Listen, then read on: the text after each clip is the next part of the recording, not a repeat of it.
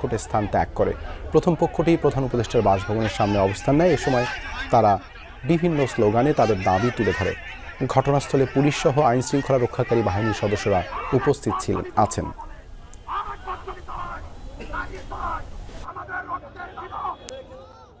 আহতদের মধ্যে আমি নিজেই একজন আহত।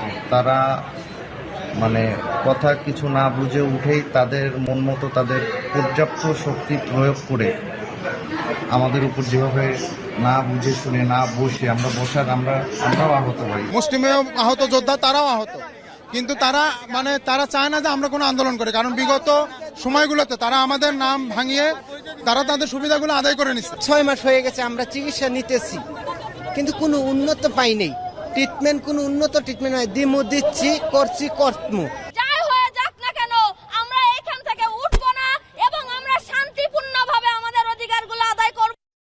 তাদের যে দাবিগুলো রয়েছে, যে তাদের সুচিকিৎসার ব্যবস্থা করা, একই সাথে তাদের যে আর্থিক অনুদান যেটা জুলাই গণঅভ্যুত্থান ফাউন্ডেশন থেকে পাওয়ার কথা ছিল, সেই বিষয়গুলো তারা দাবি করেছেন। এবং এখানে তারা অবস্থান কর্মসূচির ঘোষণা দিয়েছিলেন যে রাষ্ট্রীয় অতিথি ভবন যমুনার সামনে পর্যন্ত তারা যাবেন, কিন্তু এখানে আসার পরপরই পুলিশ তাদের পথ রোধ করে। এবং একই সাথে আমরা এখানে দেখতে পারি যে দুই পক্ষের একটা হাতাহাতি এবং যে বাকবিতণ্ডা শুরু হয়। পরবর্তীতে তারা যে অভিযোগের জায়গাটি করেছেন যে কোনো একটি পক্ষ তাদের এই যে দাবি রয়েছে সেই দাবিগুলো যাতে ভেস্তে যায়, তাদের আন্দোলন যাতে ভেস্তে যায়, সেই জন্য এমন বিশৃঙ্খলা করেছে বলে তারা অভিযোগ করেছেন।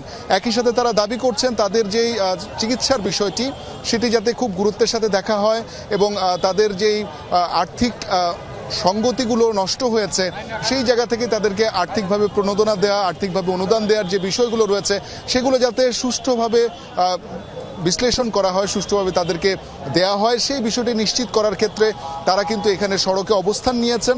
এবং তারা যে দাবিটি করছেন সেটি হচ্ছে যে কোনো মৌখিক আশ্বাস নয়, অথবা কোনো কেউ এসে একজন কথা বলে গেল তাতেই আসলে হবে না। তারা সরাসরি প্রধান উপদেষ্টার এখানে উপস্থিতি চাচ্ছেন। একই সাথে লিখিত তাদের একটা ঘোষণা তারা এখান থেকে চাচ্ছেন, যাতে লিখিতভাবে তাদেরকে প্রমিস করা হয় যে তাদের যেই দাবিগুলো আছে সেগুলো মেনে নেওয়া হবে।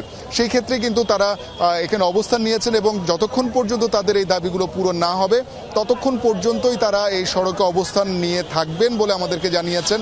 এবং এখানে বেশ কয়েকজন আহত কিন্তু রয়েছেন জুলাই গণঅভ্যুত্থানের সময়, বিভিন্ন সময়তে যারা আহত হয়েছেন, কারো পায়ে সমস্যা, কারো চোখ নষ্ট হয়ে গেছে, শরীরে এখন পর্যন্ত অনেকে বুলেট নিয়ে ঘুরছেন। তো সব মিলিয়ে তাদের যে দাবিগুলো রয়েছে সে পুলিশে বলে হইলো খেলা হবে, আসো তোমরা, এটা কি কথা হলো? স্যার এই মাত্র বলছে আপনার লোক, জিজ্ঞেস করেন মাসুদ স্যার, না হলে জিপটা কাটতে হারাই দেবো স্যার, জিপটা কাটতে আমি ফালাই দেবো স্যার। জটিলতা হলো তারা কিছু মুষ্টিমেয় লোক আছে, মুষ্টিমেয় আহত যোদ্ধা, তারাও আহত, কিন্তু তারা চায় না যে আমরা কোনো আন্দোলন করি, কারণ বিগত সময়গুলোতে তারা আমাদের নাম ভাঙিয়ে তারা তাদের সুবিধাগুলো আদায় করে নিচ্ছে। বিভিন্ন অর্থনৈতিক সুবিধা বলেন বা অন্যান্য যে ফ্যাসিলিটিসগুলো এটা তারা নিয়ে নিচ্ছে, যে কারণে তারা চাচ্ছে না আমরা কোনো মুভমেন্ট করি। এটা তাদের জন্য বিব্রতকর। সেজন্য তারা এখানে এসে, আপনারা হয়তো দেখছেন যে আমরা বসেছিলাম, কিন্তু তারা 7-8 জন এসে সামনে এসে আমাদের এক ভাইকে লাথি মারছে এবং সে বলতেছে ভুয়া ভুয়া স্লোগান দিচ্ছে। দেখছেন? তাহলে আমরা কি ভুয়া? এটা আমাদের কথা, আমরা কি ভুয়া? তাহলে তারা ভুয়া কেন বললো? যে তারা যেটা বলছে এটার জন্য আমরা এখন কথা বলতেছি। এই হলো তারা এখানে বিশৃঙ্খলা সৃষ্টি করছে। আমরা কোনো ডেমনস্ট্রেশনে যাইনি, আমরা কোনো উচ্ছৃঙ্খলা করিনি, আমরা কোনো কিছুই করিনি। আমরা এখানে বসেছিলাম। বসে থাকার পরে আমাদের উপর আসলো কেন? আমাদের উপর এই আঘাতটা কেন আসলো? তারা আঘাত কেন করলো? আমরা সবাই আহত, তারা আহত, তারা এটা বললো কেন? ভুয়া কেন বললো? আচ্ছা, আমরা যেটা পাইছি, আমাদের মধ্যে অনেকে আছে যারা জুলাই ফাউন্ডেশনের 1 লক্ষ টাকা করে পাওয়া হয়েছে, আবার অনেকে আছে যারা এই টাকাটাও পায়নি। এবং অন্যান্য যে ফ্যাসিলিটিসগুলো দেওয়ার কথা আমাদের পুনর্বাসন বলেন, আমাদের হেলথ কার্ড বলেন, এগুলো দেওয়ার কথা, এগুলো আমরা এখনো কোনো কিছুই পাইনি। আমি রামপুর রাতে গুলি খাইছি 19 জুলাই শুক্রবারে।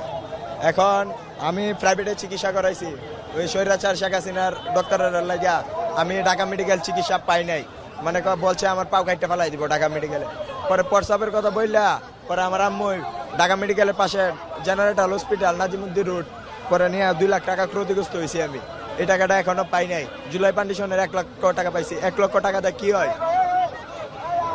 এই যে আমাদের পুনর্বাসন, তারপরে চিকিৎসাটাও ভালোভাবে পাইনি আমরা। আমার নাম মোহাম্মদ রফিকুল ইসলাম। আমি জুলাইয়ের 19 তারিখে চোখে বাম চোখে আমার গুলি একবারে নষ্ট।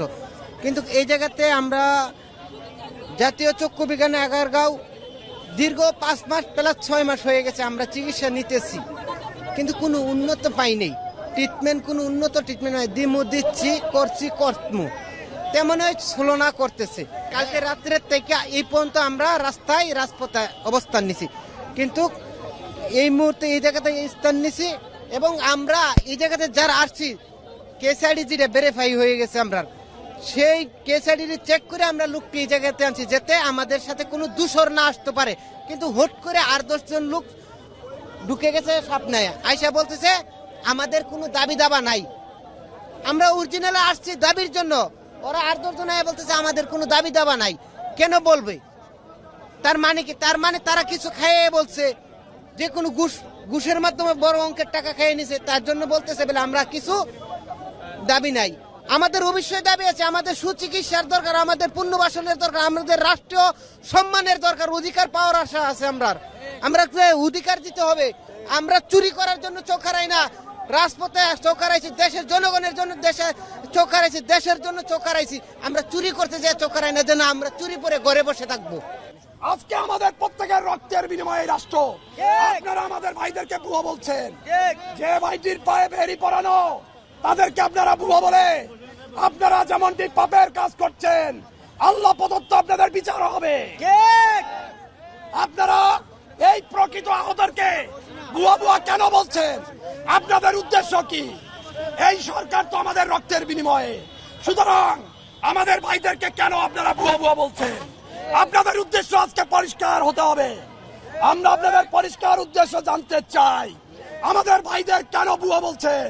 যে ভাইটি স্বাস্থ্য মন্ত্রণালয় থেকে ভেরিফাইড হয়ে স্বাস্থ্য মন্ত্রণালয় থেকে MIS কপি নিয়ে এখানে এসেছে, যার পায়ে গুলিবিদ্ধ, যার হাতে গুলিবিদ্ধ, যে ভাইটির শরীরে গুলিবিদ্ধ, তাদেরকে বুয়া বুয়া বলতেছেন। আপনারা কি উদ্দেশ্য হাসিল করতে চান? আমাদেরকে স্পষ্ট করতে হবে, নতুবা আমরা এই রাস্তায় আমাদের শেষ নিঃশ্বাস ত্যাগ করবো। আমরা এখান থেকে যাব না। আপনারা কোনো বিশৃঙ্খলা করলেও আমরা এখানে শুয়ে থাকবো। আমরা এখানে শেষ নিঃশ্বাস ত্যাগ করবো। আমরা এই রাষ্ট্রের জন্য অর্ধেক জীবন দিয়ে দিয়েছি, বাকিটুকু আমরা দিতে ভয় পাই না। আপনারা দেখতে চাই আপনারা কারা বুয়া বলছেন, কাদেরকে বুয়া বলছেন। যাই হয়ে যাক না কেন, আমরা এখান থেকে উঠবো না এবং আমরা শান্তিপূর্ণভাবে আমাদের অধিকারগুলো আদায় করবো ইনশাআল্লাহ। আমাদের এর মধ্যে কেউ বিশৃঙ্খলা করতে আসলে তাকে আমরা ছাড় দিব না, তাকে আমরা ডিরেক্ট আইন শৃঙ্খলা বাহিনীর হাতে তুলে দিব। কারণ বাংলাদেশ থেকে হয়তো বা ফ্যাসিস্ট গেছে, কিন্তু ফ্যাসিস্টের দালালরা এখনো পর্যন্ত বহাল তবিয়তে ঘুরে বেড়াচ্ছে। আপনাদের সবাইকে বলবো, আমরা যারা প্রকৃত আহত তারা সবাই আমরা এখানে শান্তিপূর্ণ ভাবে বসে আমরা আমাদের অধিকারের কথা বলবো এবং এই মুখে আর কোনো আশ্বাস আমরা মানবো না। আমাদেরকে লিখিত দিতে হবে, লিখিত। কারণ আমাদের যে কোনো অধিকার আছে, প্রত্যেকটা ন্যায্য অধিকার, কোন মগের মূল্যের অধিকার আমরা এখানে খাটাইতে আসিনি। আপনারা যারা এখন বর্তমান আছেন, আমরা 22,000 আহতদের উপরে আপনারা বসে আছেন। আমরা আপনাদের কাছে অনুরোধ করব, আমাদের পাশে এসে দাঁড়ান। এর থেকে লজ্জাস্কর বিষয় পৃথিবীতে কোথাও কিছু হতে পারে না যে যারা আহত তাদেরকে ওভারটেক করে আপনারা অন্য কাজগুলো করে যাচ্ছেন। আপনাদেরকে অনুরোধ করব, আসুন আমাদের পাশে, আমাদের কথাগুলো শুনুন। আমরা কতটা অবহেলিত। এমনও ভাই আছে সামান্য প্যারাসিটামল কিনে খাওয়ার মতো টাকা নেই। যখন আন্দোলন করছিলাম ভাই, তখন কি আপনারা বলছিলেন আন্দোলন করো না, আহত হয়েও না, আমরা ট্রিটমেন্ট দিতে পারবো না? আজকে যদি আমাদের সাথে গাদ্দারি করা হয়, আমি Subscribe to my channel.